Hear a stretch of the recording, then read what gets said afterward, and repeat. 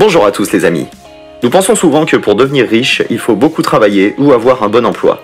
Ce qui est complètement vrai d'ailleurs, mais pour la plupart des sans domicile fixe de cette liste, ce n'est pas spécialement le cas.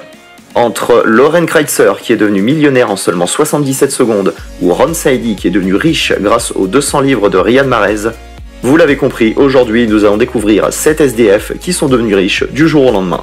C'est parti. Quand je dormais dans la rue ou quelque chose comme ça, tu vois. C'est ça mes mauvais souvenirs.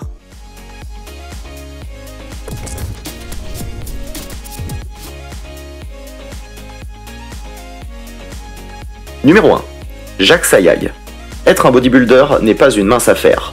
Cela demande de manger sainement, bien dormir après de nombreux entraînements physiques. Et si vous voulez le devenir alors que vous êtes sans abri, ça ne facilite pas les choses. On pourrait même dire que c'est perdu d'avance. Comme vous le savez, quand on aime et qu'on est passionné par une chose, rien ne peut nous arrêter. Jacques Sayag en est la preuve. Malgré le froid, les mauvaises odeurs, un environnement peu recommandable, il n'avait pas abandonné ce qu'il aimait et ce qui le passionnait, le bodybuilding. Un foie qui marche pas peut-être à bloc-bloc. Donc tout ça, les docteurs ont un peu peur, merci madame. Les docteurs ont un petit peu peur. Et il avait raison puisque c'est grâce à sa détermination et ses convictions qu'il est devenu célèbre vers fin 2014, début 2015, à la suite d'une vidéo où on le voyait s'entraîner dans la rue, à même le sol, tout en exhibant ses bras épais, sa poitrine bombée et son dos bien musclé. Cette vidéo était devenue tellement virale que du jour au lendemain, il s'est retrouvé sur des émissions télé comme Salut les Terriens sur Canal+. Comme quoi, il ne faut jamais abandonner, tout est possible. Numéro 2. Francis Ngannou. Quand on immigre dans un pays, c'est parce qu'on espère une vie meilleure. Et se retrouver sans domicile fixe, je pense pas que ça fait partie de ce qu'on prévoit quand on quitte son pays pour un autre. C'est triste, mais c'est la vérité, plusieurs personnes vivent ou ont vécu cette pire expérience, comme Francis Ngannou, un ancien SDF qui est devenu riche grâce au MMA. Il avait quitté le Cameroun, son pays natal, pour se professionnaliser dans la boxe en France.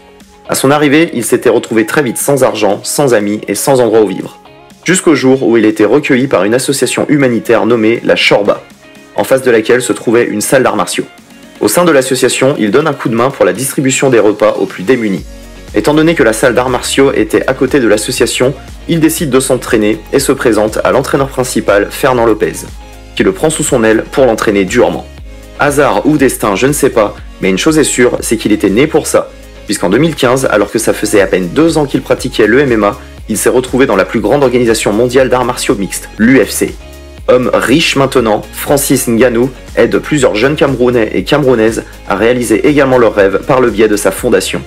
Ngannou n'a pas oublié son rêve et a travaillé dur pour réussir. Il ne faut jamais lâcher. Numéro 3. John Paul DeJoria. On a tous entendu des histoires d'hommes d'affaires qui ont commencé avec rien. Mais connaissez-vous l'histoire de l'homme qui a réussi à transformer 700 $ en plusieurs milliards en seulement quelques années? Je ne vais pas faire durer le suspense, cet homme, c'est lui, John Paul DeJoria. Un ancien SDF qui vendait du shampoing au porte-à-porte avant de devenir, comme on le connaît maintenant, un homme d'affaires et philanthrope dont la fortune est estimée en mars 2020 à 3,1 milliards $. Il était destiné à faire des affaires dans sa vie même.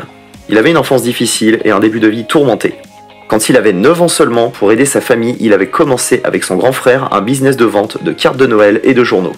Et son esprit entrepreneurial ne s'est qu'amélioré au fil des années, faisant de lui un homme dont la vie n'était pas rose à un homme qui dort sur l'or.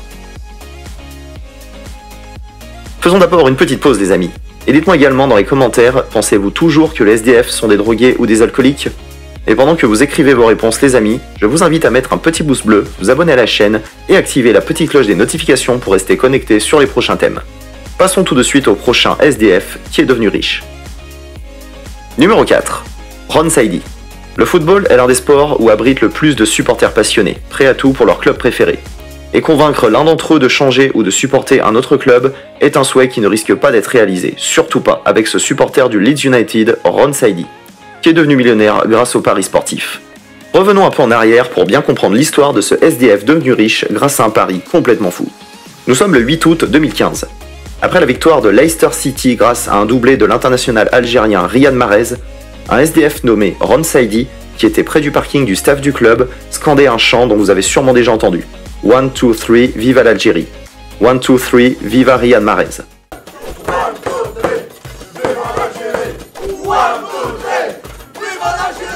Très touché par cet éloge, Riyad Mahrez s'approche de lui et lui offre 200 livres, environ 250 €. Ce dernier, voyant que la cote pour que Leicester City remporte le championnat était de 5000, il misa toute la somme et devient millionnaire quelques mois plus tard. Cependant, certains médias considèrent cette nouvelle comme une fake news, car selon eux, il n'y a pas assez de preuves qui prouvent sa victoire ni son gain. Mais bon, on peut quand même souligner le geste de Riyad Mahrez. Numéro 5. Soul King. Avant de faire danser la France sur des titres comme Guerilla, Dalida ou Rockstar, Soul King, le rappeur d'origine algérienne, était un sans domicile fixe lors de sa première venue en France vers la fin de 2010. Ils me disent ouais, il y a un SDF, le pauvre, il a dormi sur le truc, je sais pas quoi, et il est mort. Et ça m'a choqué cette image. Je me suis dit ah ouais, ça aurait pu m'arriver à moi. Enfin je sais pas, tu vois. Il était venu premièrement pour devenir un grand danseur de hip-hop, mais le destin en a décidé autrement. Il s'est retrouvé à la rue, sans domicile, et n'ayant pas réalisé son rêve, il décide de rentrer en Algérie. Une sage décision d'ailleurs, puisque c'est pendant son retour dans son pays natal qu'il découvre son talent pour la musique et intègre un groupe de rap avec lequel il enregistre 2 albums studio. De retour en France en 2014, il décide de tenter à nouveau sa chance, cette fois-ci dans la musique, et il se fait rapidement repérer par un producteur et devient quelques années le Soul King que nous connaissons tous. Une très belle histoire qui montre qu'il ne faut rien lâcher dans la vie. Numéro 6. Loren Kritzer. 77 secondes. C'est le temps qu'il a fallu à Loren Kritzer pour devenir millionnaire grâce à une couverture. Mais avant cet instant où il a vu sa vie changer à tout jamais, il ne vivait pas, il survivait. Ayant perdu une jambe dans un accident de voiture et n'ayant plus d'emploi, il résidait chez un ami, dans une petite cabane. Son budget mensuel était de 200 $, correspondant à la somme du chèque d'invalidité qu'il percevait. Son niveau de vie était très en dessous de la moyenne jusqu'au jour où il a regardé un épisode d'Antique Roadshow dans lequel un homme âgé a vendu une couverture semblable à celle de son arrière-grand-mère à 500 000 $. Et pour être sûr que la couverture qu'il avait valait aussi une fortune, il est allé voir un spécialiste qui a confirmé son authenticité. Il en a parlé à sa mère qui lui dira qu'il aurait eu de la chance d'en obtenir 10 $. Quelques jours plus tard, la couverture, qui a vécu 7 ans dans son placard, était vendue lors d'une vente aux enchères à 1 500 000 $. Comme quoi, la richesse n'est jamais loin, parfois même dans notre placard. Numéro 7. Khalil Rafati. L'histoire de l'auteur de ce livre, I Forgot to Die, ou J'ai oublié de mourir en français, va vous prouver que tout est possible. Avant de créer son entreprise, devenir un conférencier réputé et récemment auteur de son autobiographie précédemment citée, Khalil Rafati était un sans domicile fixe, accro à l'héroïne, une drogue dure qui a failli le tuer en 2001. Depuis ce jour, sa vie a basculé. Il a décidé de ne plus toucher à la drogue car cela est une très mauvaise chose et déclara lors d'une interview, je cite, « J'avais atteint le fond, je ne pouvais vraiment plus m'enterrer car j'avais cassé toutes mes pelles pour creuser. » On est heureux pour lui car il a réussi à vaincre ses démons et une chose est sûre, il ne risque plus de replonger. Puisque s'il était devenu un junkie, c'est parce qu'il n'arrivait pas à joindre les deux bouts et maintenant qu'il est devenu millionnaire, cela ne risque plus d'arriver. Comme quoi les amis, si vous avez des rêves, ne lâchez rien, tout est possible et ces 7 personnes prouvent que vous pouvez réussir. Croyez en vous, c'est le plus important.